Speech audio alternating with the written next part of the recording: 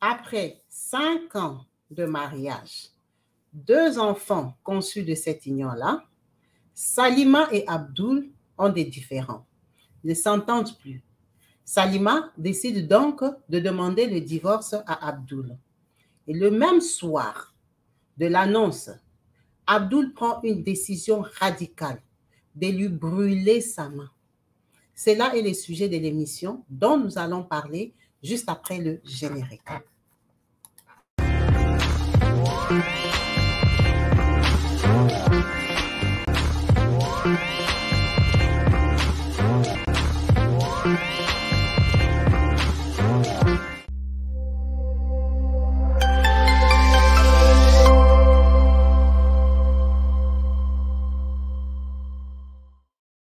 Bonjour et bienvenue sur ma chaîne YouTube Kabibi Loba avec moi-même Maman Kabibi. Comme vous savez ici, nous sommes là pour parler de diversité, de tout ce qui se passe autour de nous, en comment dans le respect, on argumente, on échange.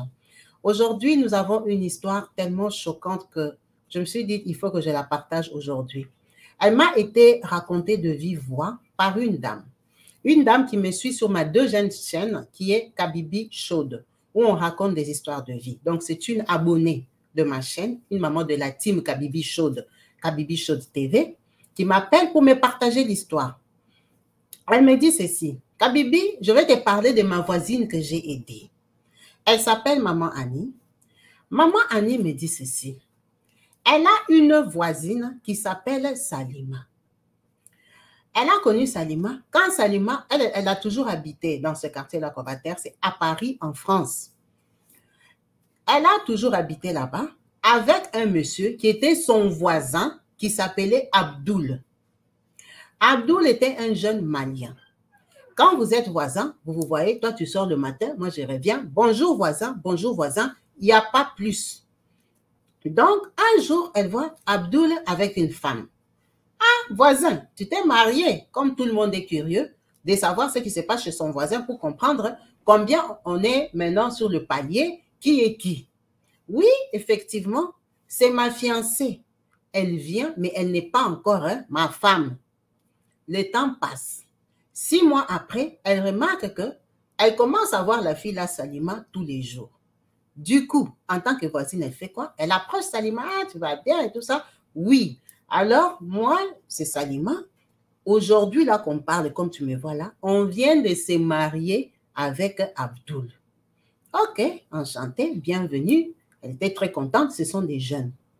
Salima lui dit, avec le temps, que elle et Abdoul, en fait, ils se sont connus au Sénégal. Les parents se connaissaient. Elle le voyait de loin, mais ils n'étaient pas proches, n'étaient pas amis. Lui, Abdoul, il est venu en Europe par ses propres moyens, avec sa famille. Quand il arrive ici, c'est la même connexion qui a fait voyager Abdoul, qui a aussi fait voyager Salima. Donc, dans leur quartier, en ce moment-là, il y avait possibilité, il y avait une connexion qui aidait les parents à faire voyager leurs enfants pour l'étranger. Donc, les parents d'Abdoul ont payé pour Abdoul, les parents de Salima ont payé pour Salima. Donc, quand Salima arrive, elle arrive presque 1 an après Abdoul. Elle est en France, Abdoul est en France. Les deux parents, les deux familles ont la bonne idée de décider que, comme on se connaît, nous sommes proches, nous sommes même cousins lointains, hein? C'est mieux que nos enfants se marient. Donc, Abdoul et Salima, la vérité qu'on peut dire, ils sont du même village, de la même tribu. C'est pour ça que les parents se connaissent et ils sont proches. Mais ils ne sont pas cousins germains, non. Donc, les parents organisent le mariage au Sénégal. Ils les informent que à partir d'aujourd'hui, nous, on a décidé, vous allez vous marier, vous allez vous aimer. Abdoul est très d'accord parce qu'il connaît Salima. Il sait qu'elle est plus jeune que lui. C'était une fille qui était bien réputée. Il n'a pas de problème. Mais elle, Salima, elle ne veut pas. Elle dit à ses parents qu'elle ne veut pas d'Abdoul. Sa maman lui dit, tu n'as pas le choix. Les papas ont décidé. C'est comme ça, tu ne veux pas d'Abdoul. Pourquoi? Abdoul, on le connaît. on connaît sa famille, c'est mieux. L'étranger, c'est compliqué. Vous êtes en Europe là, avec des cultures différentes. C'est mieux de vivre avec quelqu'un que tu maîtrises et que nous aussi, on maîtrise ici. En fait, les parents de Salima ne lui ont pas donné le choix. Salima n'avait qu'1 an en France. Donc, elle est encore sous la domination et l'emprise de ses parents en Afrique. En savoir comment on grandit en Afrique, les parents ont toujours raison. Et aussi à savoir que Salima et Abdoul sont des pratiquants musulmans. Donc, la vérité est que quand ils se mettent ensemble, c'est quand ils rencontrent la voisine ici, Maman Annie. Là, ils venaient à peine de commencer. Et avec le temps, ça s'est passé peut-être 6 mois, elle a remarqué que Salima habitait là-bas. Donc, Salima, en cette période de 6 mois-là, Abdoul l'a doté. Abdoul l'a amené à la mairie en France. Parce que Abdoul avait les papiers et Salima, non. Donc, c'est Abdoul qui a régularisé Salima par les liens du mariage. Quand elle arrive chez Abdoul, elle tombe enceinte. Salima, c'est une jeune fille. La Salima dont on parle là aujourd'hui, elle n'a que 29 ans. Donc, même aujourd'hui, elle est encore jeune femme. Donc, à l'époque, là, il y a, on va dire, il y a peut-être 7 ans maintenant, à l'époque, là, Salima, elle avait les 22 ans, 23 ans. C'était une petite fille sous l'obéissance et sous les droits, sous l'autorité des parents. Donc, Salima vient au mariage chez Abdoul. Elle a peut-être 22 ans, Abdoul a 29 ans. Donc, lui, il est grand. Lui, il a les papiers, il travaille, il connaît un peu la France mieux qu'elle. Elle arrive là-bas, on l'engrosse. Elle tombe enceinte. Abdoul lui dit que lui, il ne veut pas qu'elle travaille. Lui, il n'aime pas les femmes qui partent au travail. Il n'aime pas ça. Lui, il travaille, il va la nourrir. Elle doit rester à la maison pour éduquer les enfants. Lui, il veut une bonne éducation de ses enfants. Salima est petite. Elle ne connaît rien. À peine elle est arrivée en France 1 an, on l'a épousée. Salima a accouché du premier. Salima a accouché du deuxième. Salima, là, dès qu'elle est arrivée chez Abdoul, elle s'est vite rendue compte que Abdoul, c'était un faux musulman. Il ne pratiquait pas. Abdoul pratiquait quand ils étaient en Afrique parce qu'il y avait les parents. Quand ils sont arrivés ici en France, Abdoul a frotté les yeux, il a commencé à boire l'alcool. Donc, vous voyez un peu les niveaux. Il a commencé à boire l'alcool, vivre comme un mondain, quoi, un païen, quelqu'un qui ne pratique pas la religion. Il n'était pas pieux. Elle s'est vite rendue compte de ça parce qu'elle habitait avec lui. Donc, avec le temps, quand elle a eu 2 enfants, c'est allé de pire en pire. Parce que non seulement il buvait, maintenant il commençait à revenir sous et la taper. Il a commencé à taper Salima parce qu'il était sous. Quand quelqu'un est sous, il ne réfléchit pas, il s'en fout. L'énervement de midi, quand il revient à 1h du matin, il te boxe un peu parce que tu l'avais énervé à 13h. Tu l'avais énervé au téléphone à midi. Il te tape à 23h dans le compte de midi. Donc, il a commencé à lui mener la vie dure. En sachant que cette fille-là, elle a eu ses papiers, elle a eu ses enfants, elle n'a jamais travaillé. On lui a interdit de voir des assistantes sociales. On lui a interdit toute démarche. Toute démarche de sécurité sociale, des CAF et tout ça, c'est non, non, non, non, non. Donc, le mari prend soin de moi. Tant mieux, il prenait soin de sa femme. Donc, elle reste à la maison, femme au foyer. Elle ne sait rien faire de sa vie. Elle vit comme ça pendant 5 ans avec 2 enfants. Pourquoi elle n'a que 2 enfants? Parce que malignement, quand elle est allée chez les gynécos, qu'elle a accouché du 2e enfant, elle a demandé à ce qu'on lui pose un stérilet. C'est lui qui ne savait pas parce qu'elle avait déjà changé d'avis. Elle reste à la maison, mais elle regarde la télé française. À la télé française, on dit beaucoup de choses. À la télé française, il y a beaucoup d'émissions. Donc, si tu es un peu maligne, tu peux t'intégrer seulement à partir de TF1. À partir des émissions que tu regardes, là, tu peux apprendre qu'il y a des... Bon, on peut faire ceci, on peut faire cela, on peut faire cela. Et comme elle savait qu'elle ne voulait pas de lui, et la vie qu'il lui proposait, elle s'est mise à être stérilée. Lui, il ne sait pas, il sait seulement qu'ils ont 2 enfants. Souffrance, souffrance. Souffrance, pourquoi? Parce que vu qu'elle ne travaille pas, elle n'a pas d'argent. Elle n'a rien. Elle n'a que les petits avantages, peut-être un petit bus, carte de bus, elle peut sortir, elle peut aller à Aldi, elle peut aller au Lidl. Elle n'a rien. Rien, elle vit comme ça en France. Elle est la femme d'Abdoul, commandant en chef. Donc, Abdoul, elle, quand ça la dépasse, elle va dire à son médecin. Parce qu'à chaque fois qu'on la tape, c'est le médecin qui voit les bleus. Elle dit à son médecin qu'elle est maltraitée. Le médecin, c'était un Français. Il dit non, Il faut aller voir les instances sociales. Elle dit, je ne sais pas où on les trouve. C'est le médecin qui lui donne quelques renseignements. C'est comme ça que, comme elle reste à la maison, elle ment aussi à Abdul. Elle sort pour les courses, oh, je vais chez les kinés, je vais je sais quoi avec les enfants et tout ça. Elle prend rendez-vous, elle va chez le social. Elle explique au social qu'elle, elle est maltraitée, elle veut partir de là. Les sociales, vous savez très bien qu'en France, il n'y a pas de logement. Il n'y a pas la place. Déjà, toi, quand même, tu as un domicile. Mais il y a des gens qui dorment dehors. Tu n'es pas prioritaire. Tu es peut-être femme battue, certes. Mais battue quand tu es venu chez les sociales, tu n'étais pas battue. Tu n'étais pas tapée. Tu as les dossiers. Tes dossiers, il n'y en a aucun à la police. Il n'y a que les dossiers chez les médecins qui t'ont traité. Ça veut dire que tu es femme battue non déclarée. Bon, de toute façon, les assistantes sociales, même si tu viens aujourd'hui à midi, tu lui dis qu'on t'a tapé hier, tu étais 5 ans. Qu'est-ce qu'elle va faire? Elle va te donner la maison? Elle n'a pas de maison à te donner. Elle va ouvrir un dossier. Il faut comme ça chercher si on va trouver un logement pour toi. Donc, ce jour-là que tu es venu l'informer, tu vas rentrer chez toi. Tu vas rentrer où tu vis, à moins que tu décides de dormir dans la rue toi-même. Donc, elle a fait ces démarches-là. Ça a commencé à évoluer. L'assistante sociale a commencé à lui donner l'espoir, lui expliquer beaucoup de choses. Toutes ces démarches-là, elle fait sans dire à Abdul.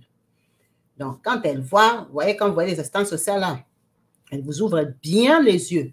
Elle te dit tes droits en France. Elle te dit comment tu peux les faire. Elle te dit les stratégies, comment tu peux faire pour quitter le foyer là. Vous êtes comment? Oh, nous sommes mariés. Mariés à la mairie en France. Donc, vous êtes monsieur, madame. Nous sommes monsieur, madame. Tu es madame Abdul, effectivement.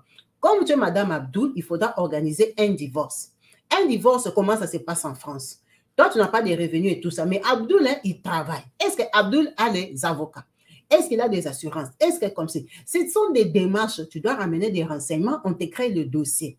Est-ce que tu as droit à avocat commis d'office? Parce que ce n'est pas tout le monde qui a droit à ça.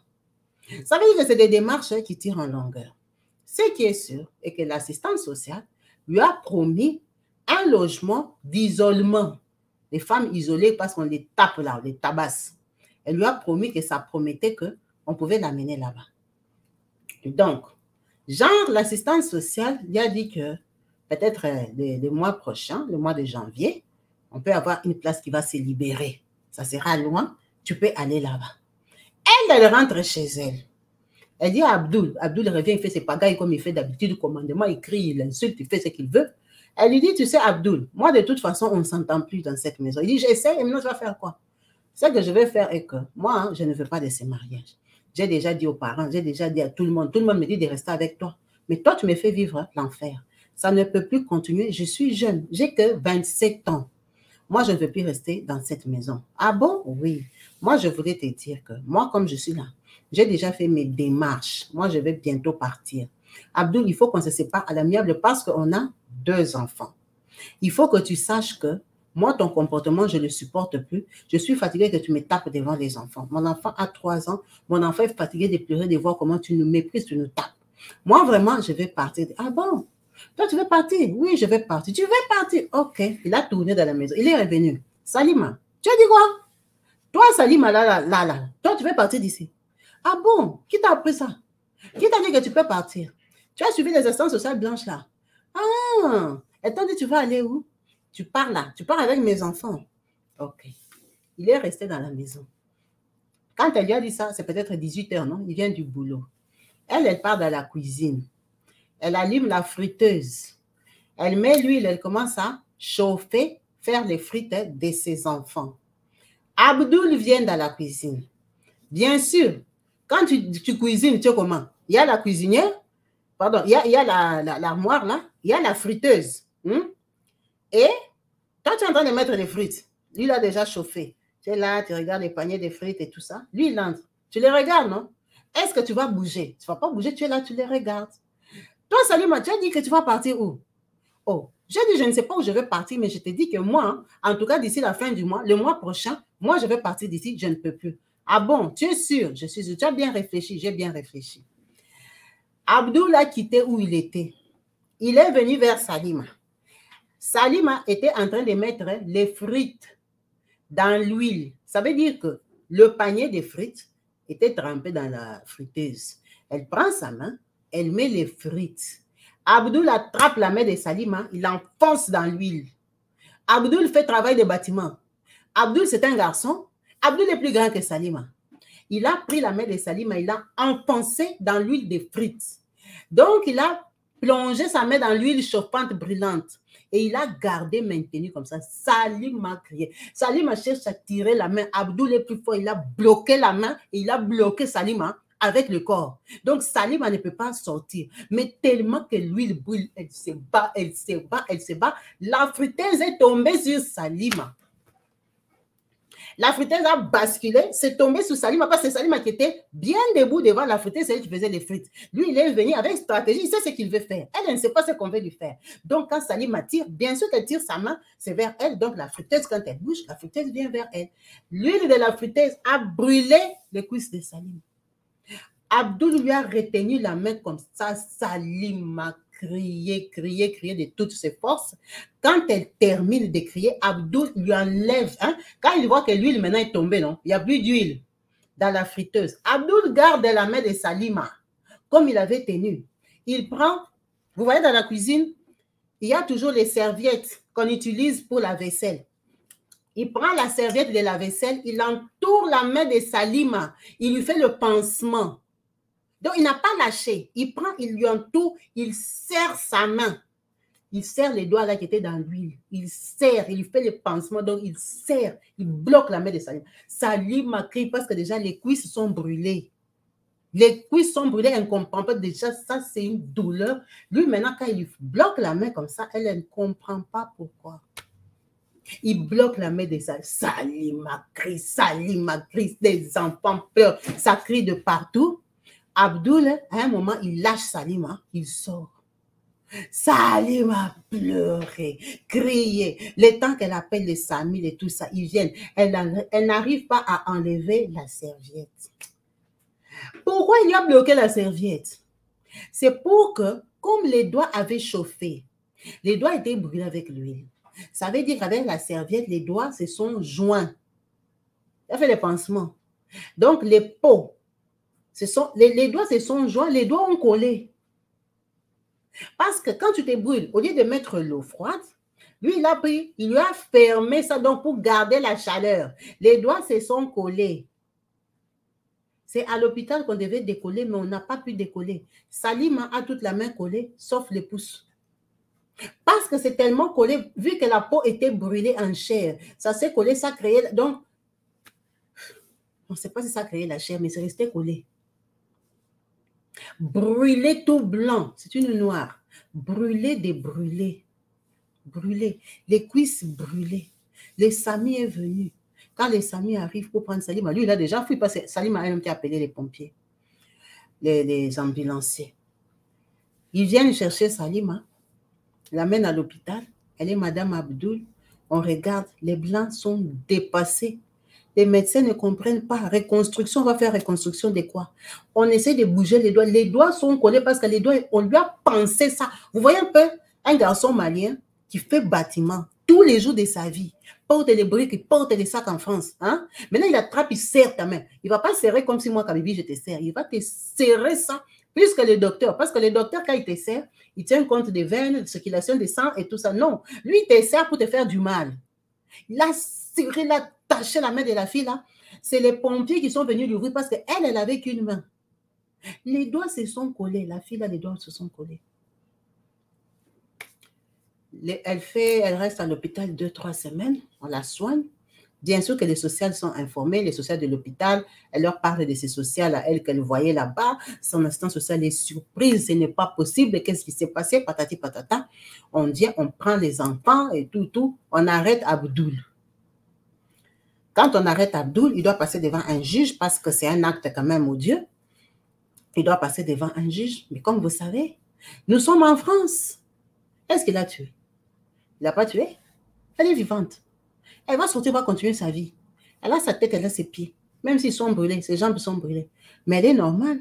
Donc, ce n'est pas une condamnation où tu vas aller t'asseoir en prison des années. Ah non, ce n'est pas une condamnation comme ça. Donc, lui, il est parti en prison 3 mois. Il a fait un petit tour. Donc, le temps qu'on l'avait arrêté en garde à vue, on l'a balancé là-bas, le temps qu'il passe devant un juge et tout ça, il a dit que non, il a donné ses raisons et tout. Elle est sortie de l'hôpital. Les médecins spécialistes français Hein, c'est pas d'Afrique, français. On dit qu'ils ne peuvent pas décoller ses mains. Si décolle, ça les demandait trop de trucs pour rien. Donc, ces 4 doigts sont bloqués. L'autre, là, se dégage un peu. Donc, et toute la main est brûlée. Les cuisses aussi. Tout ça, la voisine Annie ne sait pas. Donc, pendant cette période-là, quand elle est déjà sortie de l'hôpital, elle, Annie, elle travaille, elle part au travail, elle rentre, tu ne vois pas les voisins, c'est pas grave. Donc, un jour, elle rencontre Salima dans leur quartier avec un trolley. Vous voyez les Africaines qui vendent de la nourriture, les beignets, je ne sais pas, du riz cantonné, là, les riz. Voilà. Salima faisait ça. Elle, la voisine, elle ne savait pas. La voisine, c'est une Camerounaise, mais qui est née, qui a grandi ici en France. Elle est une Française. Elle travaille pour l'État. Elle travaille pour les logements HLM et compagnie, tout ça. Elle est fonctionnaire de l'État. Donc, la voisine ici, Maman Annie, elle est au téléphone avec, comment dire, un locataire. Parce qu'elle, elle peut attribuer aux gens les logements et tout et tout. Elle est au téléphone avec une locataire, elle est en train de parler. Quand elle voit Salima. Et du coup, elle dit bonjour à Salima. Elle ne sait pas que Salima est brûlée. Elle dit bonjour à Salima. Elle continue à parler au téléphone avec la locataire. Salima a le panier, Salima commence à la suivre. Salima entend toute sa conversation. Oh oui, madame, oui, pour les logements, et patati, patata, patata. Quand elle termine, Salima l'appelle. Annie. Oh, Salima, tu es derrière moi. Oui, oui. Annie, excuse-moi. Je t'ai entendu parler au téléphone là. Tu parlais avec qui? Elle dit, ah, pourquoi? Je parlais, c'était un appel du travail. Elle lui dit, Annie, tu fais quel travail? Elle dit, moi, je travaille pour l'État. Moi, je travaille pour les choses des logements. Elle lui dit, donc là, on habite là. C'est toi qui loges les gens là-bas. Elle dit, non, c'est la même société, mais c'est pas là-bas. Je ne loge pas les gens chez moi, là où moi-même je vis et tout ça, mais je travaille pour ce groupe-là. C'est comme ça que Salima lui raconte toute l'histoire dans la rue pour lui dire qu'elle a un dossier. Normalement, elle habitait encore chez Abdoul parce qu'Abdoul était en prison. Mais la maison là, c'était au nom d'Abdoul. Elle était épouse qui est venue trouver Abdoul. Et Salima savait déjà que Abdoul n'est pas parti pour une longue période. Quand elle vendait les riz là, parce que Salima n'a pas de travail, elle ne sait rien faire. Et maintenant, elle a une main, la main gauche, parce qu'elle mettait les fruits avec la main droite, la main avec laquelle elle travaillait dans sa vie. Elle a été déclarée handicapée. Handicapée parce qu'elle n'est pas gauchère, elle ne sait plus écrire, elle ne sait plus signer, elle ne sait rien faire parce qu'on doit la rééduquer maintenant, lui apprendre à vivre avec la gauche. Donc, tout ça là, on ne lui faisait pas encore, elle avait que 3 mois dehors, 2 mois, 3 mois dehors.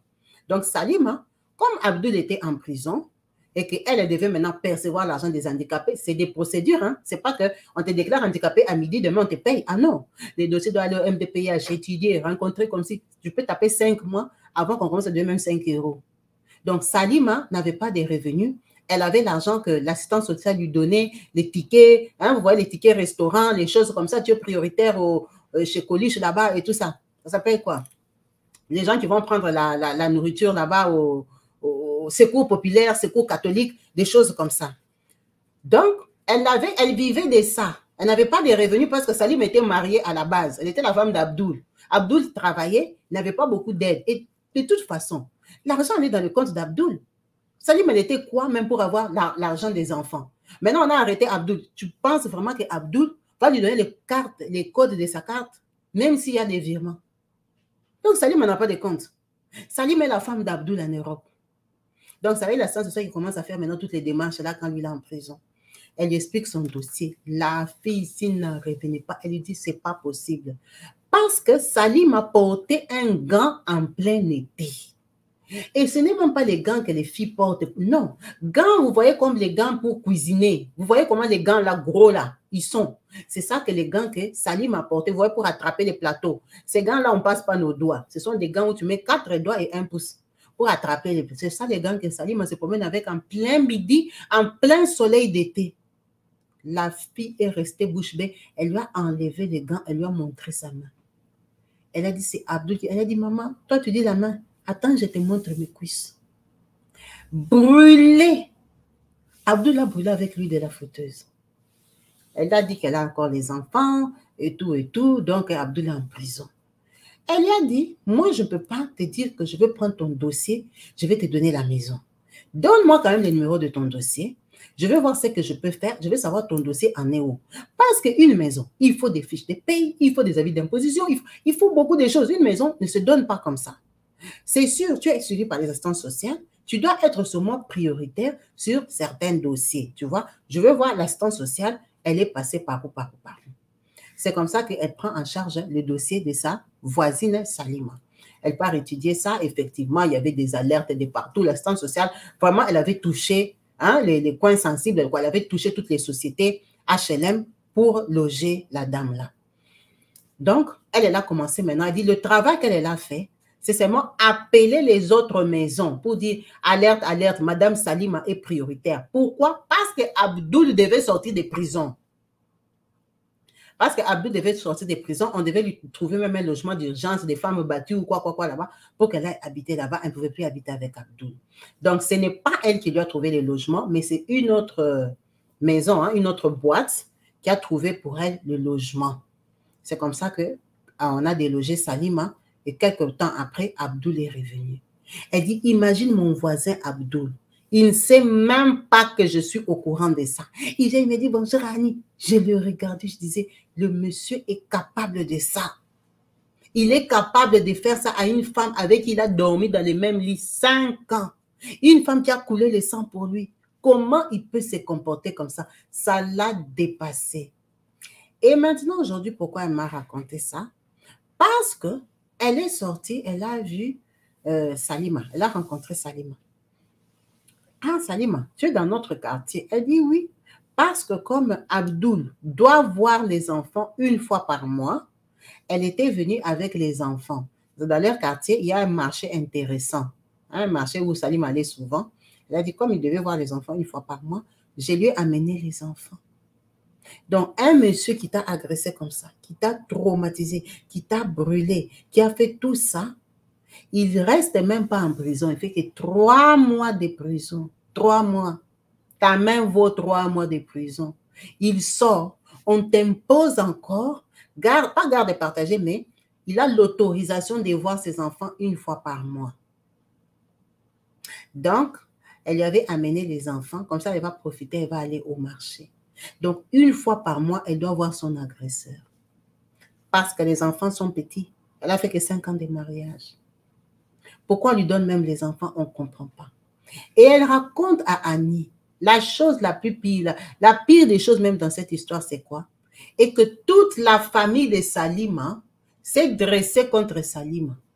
Pourquoi?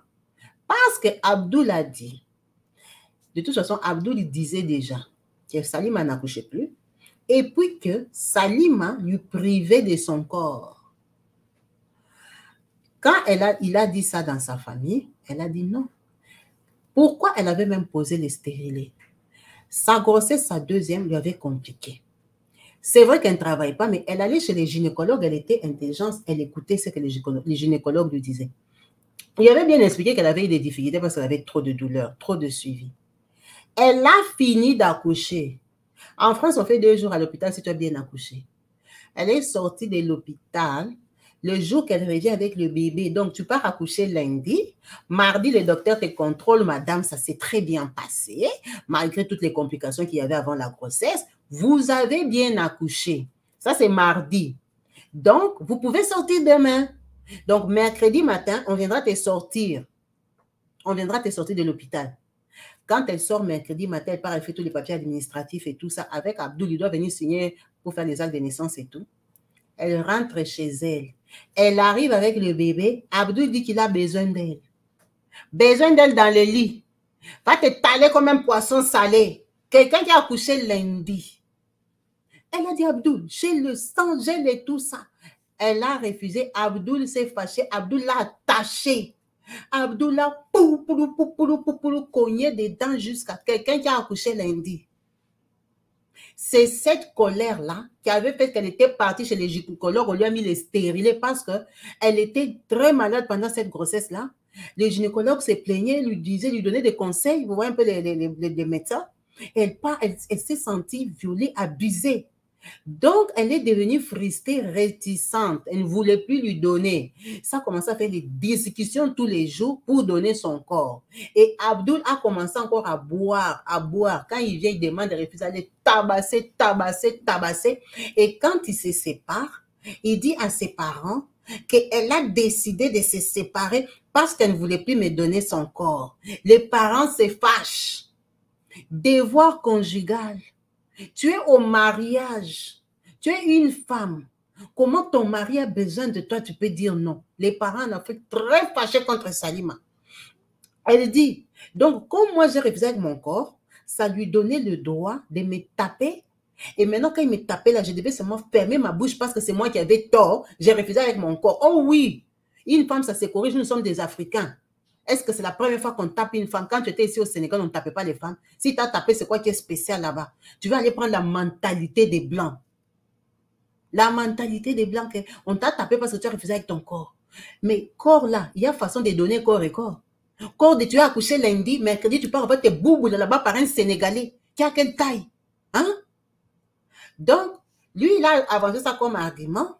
Et il a dit, c'est pour ça que quand elle lui a dit qu'elle voulait le quitter, parce que lui, en fait, lui, il demandait juste son corps. Maintenant, elle, à cause de ça, elle décide de le quitter. C'était plus fort que lui. Il a fait une erreur de lui mettre la main. Donc, la famille de Salima, ils n'en veulent pas Abdoul, hein? Ils ne lui en veulent même pas. Il a brûlé la main et puis quoi? C'est de sa faute. Une femme doit obéir. Une femme doit être soumise. Tu es au mariage. Tu ne travailles pas, tu ne fais rien. Le mari te demande le corps, tu refuses. Les gens qui refusent, ils partent bosser toute la journée. Toi, on te nourrit. Toi et tes enfants, on te nourrit. Abdoul travaille, il paye les loyers, il paye tout. Nous, on te voit sur les photos que tu nous envoies et tu es propre. Pour donner seulement ton corps t'étaler, c'est tout un problème. Tu peux prendre la mentalité des Blancs, des Français pour compliquer Abdoul. Il t'a tapé, il a bien fait. Ça l'a tellement choqué. Elle est partie raconter ça aux assistantes sociales parce que tellement qu'elle est dans leur main, elle est dépassée par sa vie. Elle n'a que 29 ans. C'est comme ça qu'elle raconte tout ça à maman Annie qui m'a appelée. Elle raconte ça à Annie. Annie est restée bouche bée. Parce que Salima était en train de lui informer qu'elle ne parle plus à sa famille. Sa famille qui est au Sénégal. Elle ne leur parle plus parce qu'elle est très fâchée de savoir que sa famille peut réagir comme ça. Ton mari te brûle la main et ta famille est du côté de ton mari. Donc, elle a l'obligation, non seulement par l'État français, de lui donner les enfants une fois par mois, et sa famille estime que c'est normal. Ils sont même déçus de savoir que c'est elle qui a la garde des enfants. C'est une femme irresponsable. Abdoul était un homme responsable, il travaillait, il nourrissait sa famille, il en prenait soin. Maintenant qu'elle vit seule là-bas, on est parti la loger, on l'a logée très loin. Là, on est parti la loger, c'est dans les foyers, c'est quoi? C'est ça la vie qu'elle voulait. Elle voulait être femme seule en Europe. Interprétation compliquée en Afrique, les gens sont fâchés. Quand elle a raconté ça à maman Annie, elle dit qu'à Bibi, moi j'ai vu sa main. Quand je regardais la fille là, le premier jour que je l'avais vue, 5 ans avant, et aujourd'hui c'est qu'elle est devenue. Les jours et la nuit. Elle a dit que ses enfants, ils ont déjà grandi, ils ont commencé l'école. Donc, comme elle est encadrée par les assistantes sociales, on est en train de la rééduquer avec la main gauche et ils vont l'encadrer sur ce qu'elle va apprendre un métier, un travail, parce qu'elle marche, elle est normale, elle réfléchit. C'est seulement, elle n'a plus l'usage de sa main droite. Sa main droite, elle peut plier et tout, mais la main droite, voilà. Donc, on l'entraîne, on l'exerce avec la main gauche. Après, on va lui trouver une formation adaptée à son handicap. Donc, pour le moment, elle est handicapée. Déclarée handicapée au MDPH. C'est la vie de cette triste fille. C'est la triste vie de cette fille Salima, une Sénégalaise, que maman Annie a jugé bon de partager avec nous pour dire que c'est juste inconcevable. Les mariages organisés, ça peut marcher, mais c'est rare. C'est très, très rare que ça marche. Et quand ça ne marche pas, parfois, les séparations sont difficiles parce que les familles se connaissent. La famille d'Abdoul et la famille de Salima se connaissent en Afrique. Et toutes les deux familles ont pris le côté d'Abdoul. Très fâchée qu'elle a fait arrêter Abdoul, une femme insoumise, une femme qui refuse avec son corps. Elle se permet de faire arrêter Abdoul en Europe. L'éducation de l'Europe. Scandale. C'est horrible. C'est horrible, mais il y a beaucoup de gens qui le subissent encore. La preuve est que, ils se sont rencontrés cette semaine, en 2023. Donc, on lui a brûlé la main en 2021. Après le confinement, là, c'est quand Abdoul décidé pour sa vie. Il a détruit la vie comme ça, parce que deux familles ont décidé de mettre deux personnes qui ne s'aiment pas ensemble.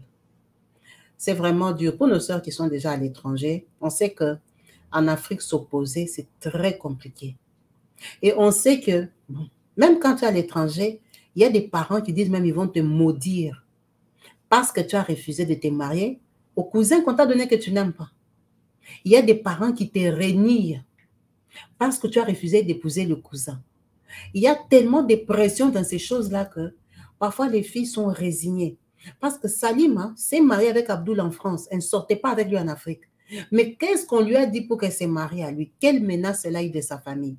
La peur qu'elle avait de perdre sa famille, de les rejeter parce qu'il lui imposait un amour non désiré, elle n'a plus cette peur-là aujourd'hui parce qu'aujourd'hui, finalement, elle les a rejetés parce qu'ils ne sont pas de son côté. Donc, parfois, dans la vie, il faut faire des choix. Parce qu'au final, la finalité de Salima est qu'aujourd'hui, elle vit sans sa famille. Elle leur parle plus, elle ne s'entend plus avec eux parce qu'elle en souffre. Tous les jours, elle voit sa main, tous les jours, elle voit ses cuisses. Elle n'a que 29 ans. Et eux, ils ont pris le côté de son agresseur. Donc, avant qu'il devienne ton agresseur, hein, mieux vaut qu'il ne soit rien du tout. Si tu es capable de ne pas parler à ta famille 5-6 ans après, mieux vaut que tu arrêtes de leur parler aujourd'hui. Tu peux vivre sans eux parce que le résultat final, c'est quoi? Aujourd'hui, Salima n'a plus de famille. Sa famille, c'est les assistantes sociales. On l'a mis là-bas isolée dans un foyer où elle vit avec d'autres femmes, où il y a la culture, elle est isolée, elle est en province, hein, province à côté de Paris, hein, banlieue, les banlieues qui sont très éloignées là. Ça veut dire qu'elle aura une autre mentalité, elle va se battre pour s'intégrer parce qu'elle est jeune. Elle ne peut pas rester comme ça, elle n'a plus des Abdoul qui vont la nourrir. Donc, elle doit se battre maintenant pour sa vie avec un handicap. Donc, l'effort que tu peux faire aujourd'hui, le sacrifice que tu peux faire aujourd'hui, d'abandonner ta famille parce qu'il te pousse à commettre la bêtise de ta vie, mieux vaut que tu les abandonnes aujourd'hui que d'entendre 5 ans, 6 ans, 10 ans pour finalement les abandonner. Parce qu'il y a beaucoup de gens qui ne parlent plus à leur famille, se sont déjà fâchés, sont des ennemis. Dans la famille, tu parles à une personne ou deux. Si tu penses qu'aujourd'hui, tu ne peux pas le faire parce que tu as trop d'amour, hein, et que dans 10 ans, maintenant, tu es capable, c'est dommage, parce que dans 10 ans, tu auras perdu quelque chose. Tu auras des blessures, tu auras des choses plus graves qui vont te pousser maintenant à les vomir. Il faut apprendre à prendre les décisions. En Afrique, c'est compliqué, mais quand tu as déjà l'avantage de vivre dans un pays étranger où tu as d'autres ouvertures, tu as d'autres opportunités, tu peux être indépendante, tu peux te battre hein, si tu as la volonté de travailler, de gagner ton argent, de vivre ta vie que tu es venu chercher parce que tu es venu ici pour t'en sortir. Alors, c'est pour t'en sortir dans tout. Tu n'es pas venu pour t'en sortir que financièrement. T'en sortir dans toutes les choses qu'on t'impose, que ta culture t'impose, que toi, tu ne veux pas. C'est un terrain neutre qui te sépare de ta coutume, des obligations des parents. La culture de tes parents n'est pas la tienne parce que toi, la preuve est que tu ne veux pas de ça. Mais seulement là-bas, tu n'avais rien à dire. Ici, tu peux dire quelque chose. N'attends pas qu'il soit trop tard pour parler. N'attends pas qu'il soit trop tard pour réagir. Salim, aujourd'hui, elle a une main. Mais elle ne voulait pas d'Abdoul depuis le début. Elle n'a pas su s'imposer. Bon, elle était enfant, mais elle en a payé cher.